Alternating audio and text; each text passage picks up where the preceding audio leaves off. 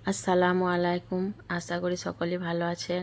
তো আজ আমি নিয়ে এসেছি মজার একটি রান্না। আর এই রান্নাটি মুখে রুচি না থাকলে একবার খেয়ে দেখুন। আর এটি আমাদের পুকুরে টাটকা মাছ দিয়ে আলু আমড়া দিয়ে ঝোল রান্না করব। তো চলুন রান্নাটি আমি এখন দেখে নিই।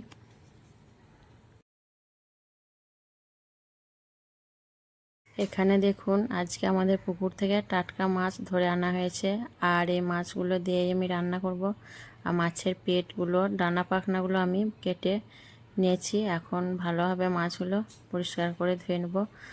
আর এই মাছগুলোর পেট থেকে এদিকে মাছের ডিম বের হয়েছে অনেকটা। দেখুন কতটা মাছের ডিম বের হয়েছে। আর এই ডিমটা আজকে আমি রেখে দেবো, রান্না করব না। আর মাছগুলো এখন ভালোভাবে আমি ধুয়ে নেব। মাছটা আমি ভালোভাবে ধুয়ে নিয়েছি। আর মাছটা নুন হলুদ মাখিয়ে নিয়েছি। আর 6 পিসের মতো মাছ নিয়েছি। আর এখানে আলু নিয়েছি। আলুটা আমি আগে থেকে ভেজে নিয়েছি রান্না করার সময়। আর এখানে সর্ষে, কাঁচা জিরে, কাঁচা ধনে একসঙ্গে বেটে নিয়েছি। আর এখানে একটা গোটা পেঁয়াজ বেটে নিয়েছি। এখানে নিয়েছি 8-10টা মতো আমড়া কষি কষি দেখে। আর নিয়েছি ধনে পাতা আর কয়েকটা কাঁচা লঙ্কা চেরা নিয়েছি। তেলটা গরম হয়ে গেছে। এখন মাছগুলো একটা একটা করে দিয়ে ভেজে নেব।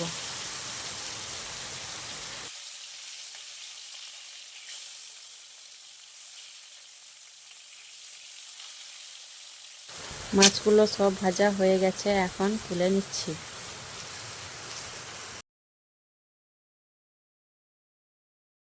মাছগুলো সব ভাজা হয়ে গেছে, এখন তুলে নিলাম। আর দেখুন মাছগুলো আমার সব ভাজা হয়ে গেছে। আর একটু লাল লাল করে ভেজেছি, খুব বেশি ভাজিনি।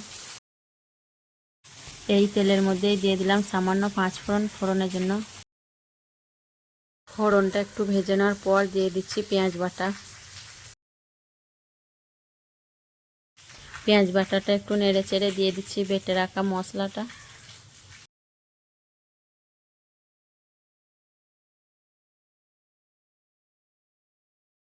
মশলার প্লেটটা ধুয়ে একটু পানি দিয়ে দিলাম। হাফ চামচ মতো লঙ্কা গুঁড়ো দিয়ে দিচ্ছি। আর 1 চামচ হলুদ গুঁড়ো দিয়ে দিয়েছি। এখন একটু নেড়ে চেড়ে মিশিয়ে নেব।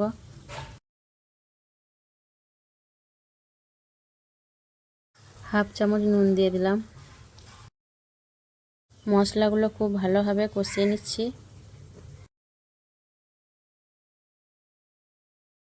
আর এখন দিয়ে দিচ্ছি হাফ চামচের মতো কাশ্মীরি লাল লঙ্কা গুঁড়ো কালারের জন্য। একটু পানি দিয়ে দিচ্ছি যাতে মশলাটা লেগে না যায়। আর মশলাটা এরপর আমি খুব ভালোভাবে কষিয়ে নেব কিছুক্ষণ ধরে। মশলাটা ভালোভাবে কষানোর পর এখন দিয়ে দিচ্ছি ভেজে রাখা আলুগুলো। আর আলুগুলো দেওয়ার পর আরও একবার ভালোভাবে কষিয়ে নিচ্ছি। আলুটা মশলার সঙ্গে কষানোর পর সামান্য পানি দিয়ে দিচ্ছি। আর পানিটা দেওয়ার পর আরও কিছুক্ষণ আমি কষিয়ে নেব ঢাকা রেখে।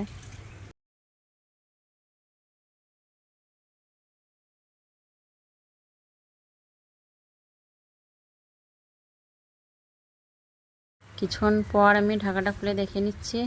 আর একটু খুন্তি দিয়ে নেড়ে চেড়ে দিচ্ছি যাতে লেগে না যায়। তো আবার আমি ভালোভাবে আলুটা কষিয়ে নিচ্ছি। আলুটা খুব ভালোভাবে কষানো হয়ে গেছে। এখন ঝোলের জন্য 2-3 বাটির মতো পানি দিয়ে দিচ্ছি।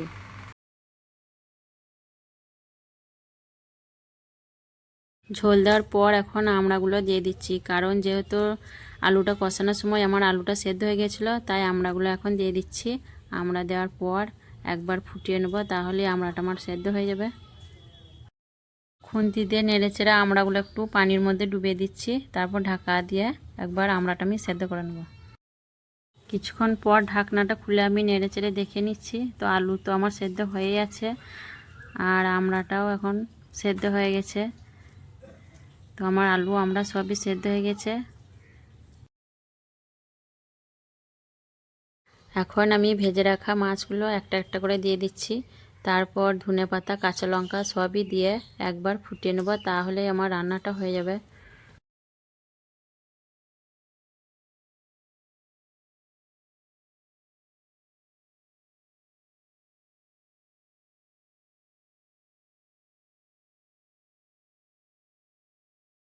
এখন ঢেকে দিয়ে একবার ফুটিয়ে নেব।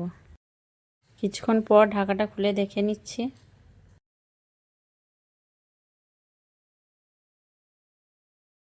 তো নুন ঝালটা একটু দেখে নিচ্ছি, নুনটা একটু কমই হয়েছে, সামান্য একটু লাগবে, তো নুনটা আমি দিয়ে দিচ্ছি।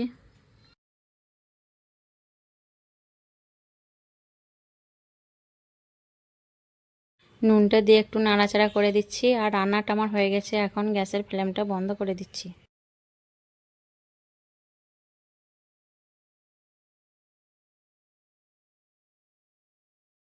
তো একটা প্লেটের মধ্যে এখন আমি সার্ভ করে নিচ্ছি। আর আমার ভিডিওগুলো ভালো লাগলে অবশ্যই লাইক কমেন্ট করবেন, আর আমার চ্যানেলটা সাবস্ক্রাইব করে আমার পাশে থাকবেন। আর সকলে ভালো থাকবেন, সুস্থ থাকবেন। আসবো আবার পরের ভিডিওয়। আল্লাহ হাফিজ।